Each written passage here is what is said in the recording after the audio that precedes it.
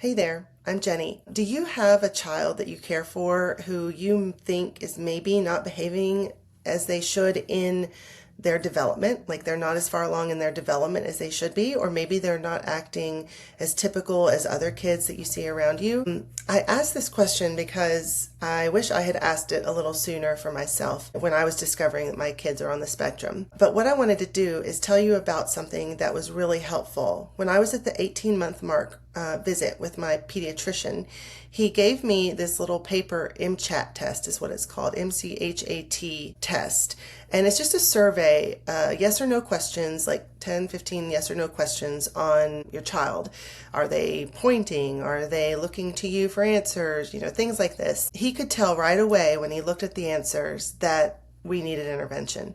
And so he sent me immediately to get a speech evaluation or a development evaluation from a nearby place of experts. And then also said that I should look into TEIS, which is Tennessee's early intervention where we live. Your state may have early intervention as well, but getting in on that and in on that list was very important. We could immediately get some support and get seen by experts pretty much at no cost, and do this before the age of 5. So, but yeah, let me tell you about this test. So I'm going to put a link in the chat below about how to score this test, but I'm going to show you a link also just to the test itself, something you can just take a look at and print out at home and see. But some of the example questions are, if you point at something across the room, does your child look at it? For example, if you point to a toy or animal, does your child look at the toy or animal? Have you ever wondered if your child might be deaf? Does your child play pretend or make-believe? And they give some examples of all these things. Does your child like climbing on things? Does your child make unusual finger movements near his or her eyes? Does your child point with one finger to ask for something or get help? Does your child point with one finger to show you something interesting?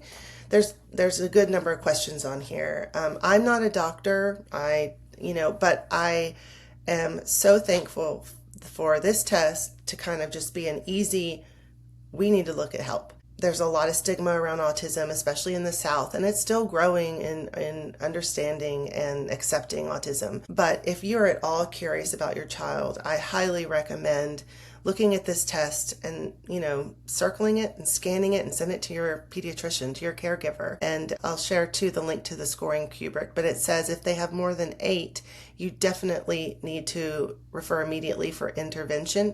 And then if you have 3 to 7, there's some other follow-up your pediatrician could help you with. But definitely, if you're at all curious, take action. It's worth it for your own peace of mind and for your child.